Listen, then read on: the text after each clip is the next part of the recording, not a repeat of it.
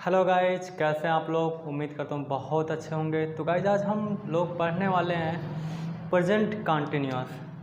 क्या पढ़ने वाले हैं?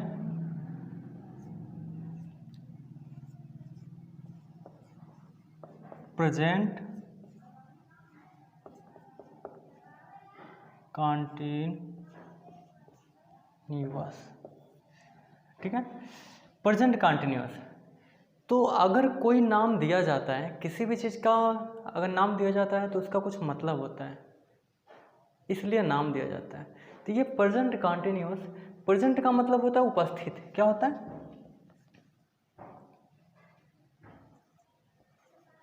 प्रेजेंट का मतलब होता है उपस्थित, और कंटिन्यूअस का मतलब होता है लगातार। अब प्रेजेंट कंटिन्यूअस एक तरह से हम कह सकते हैं समझने के लिए कि ये हमारी बॉडी है। हमारी बॉडी की उपस्थिति में, बॉडी के द्वारा जो काम हम कर रहे हैं, ये क्या है?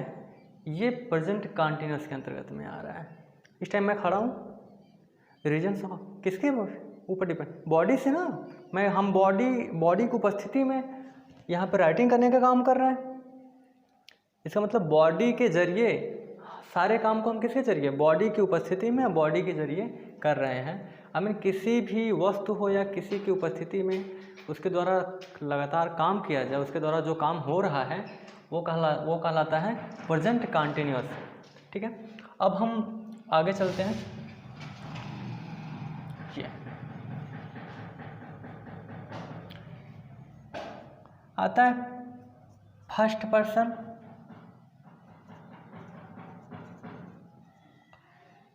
और सेकंड पर्सन, और यहाँ पे आता है थर्ड पर्सन।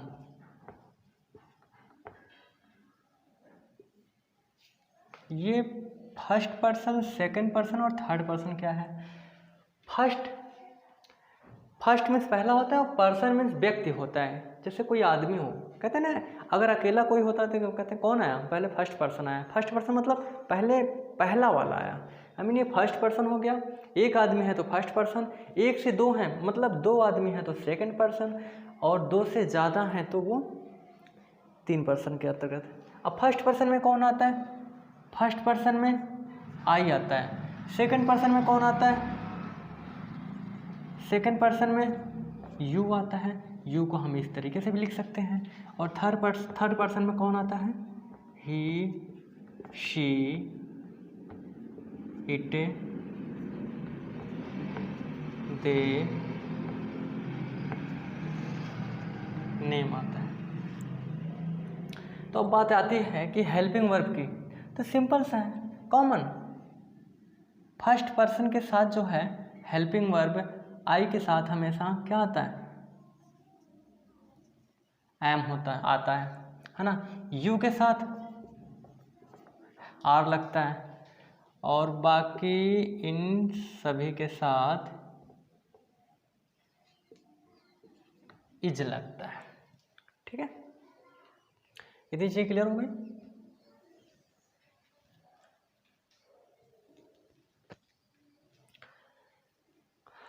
अब चलते हैं, अब एग्जाम्पल बनाते हैं। क्या करते हैं? एग्जाम्पल।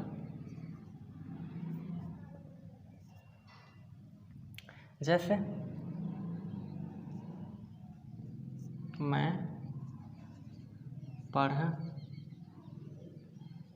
रहा हूँ, क्या हो जाएगा? आई मीन्स, मैं मीन्स आई होता है।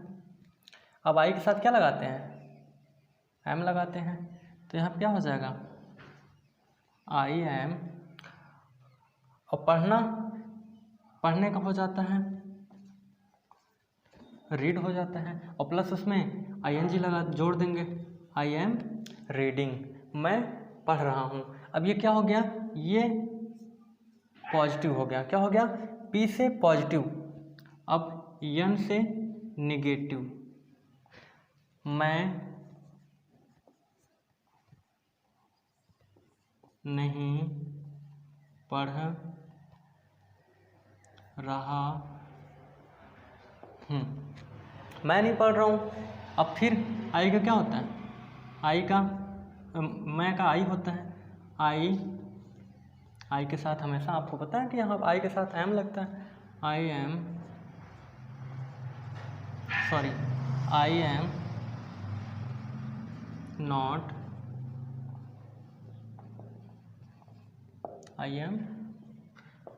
Not reading. अब आई मीन इंट्रोगेटिव। आई से इंट्रोगेटिव,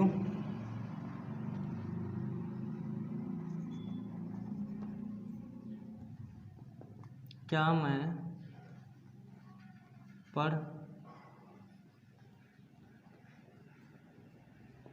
पढ़ रहा हूँ?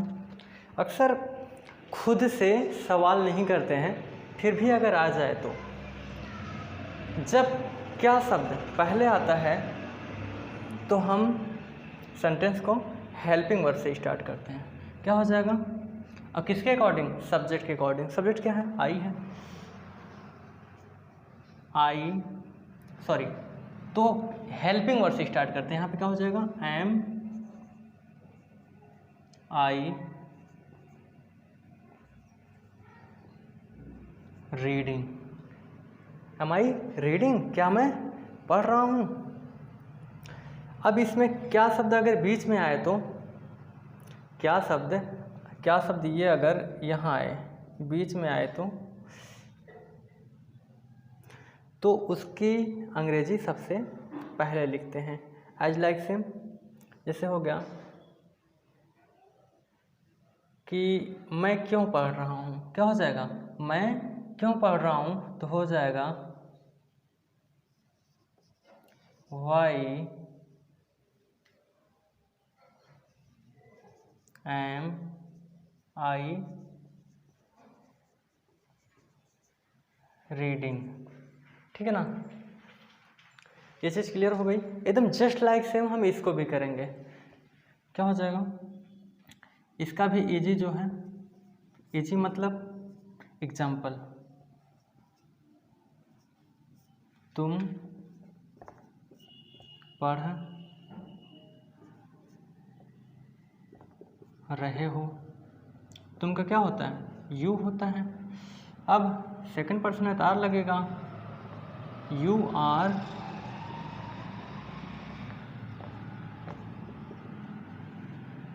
रीडिंग। तुम नहीं पढ़ रहे हो।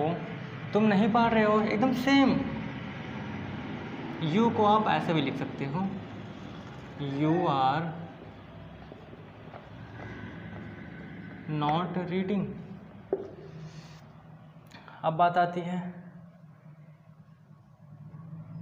तुम पढ़ रहे हो, तुम नहीं पढ़ रहे हो, तुम क्यों पढ़ रहे हो, या फिर क्या तुम पढ़ रहे हो?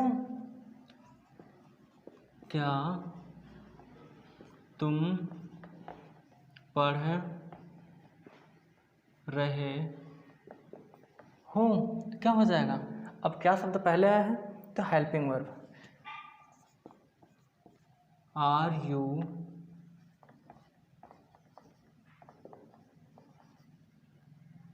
रीडिंग।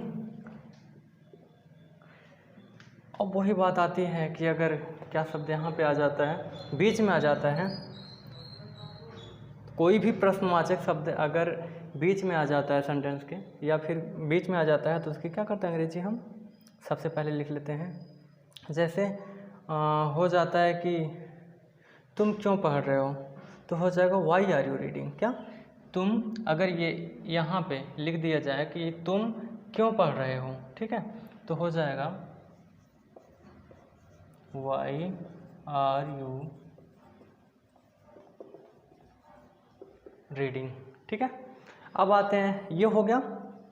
अब आते हैं थर्ड पर्सन पे। थर्ड पर्सन क्या है? वह पढ़ रहा है। ठीक है, क्या हो जाएगा? इसका ही होता है, ही इज रीडिंग। हमने बताया कि ही सीड दे नेम के साथ क्या लगाएंगे, इज लगाएंगे। अब वह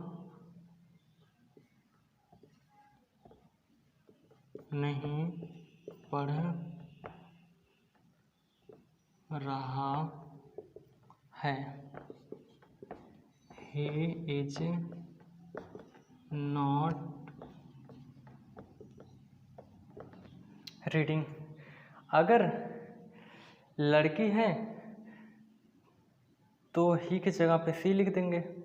लड़की के लिए वह के लिए सी लगता है और लड़का होता है तो वह के लिए ही लगता है। ठीक है, अब यहाँ पे हो जाता है कि वह, चलो कर देते हैं कि वह, चलो वही अच्छा होता है। क्या वह पढ़ रहा है, क्या हो जाएगा, इज ही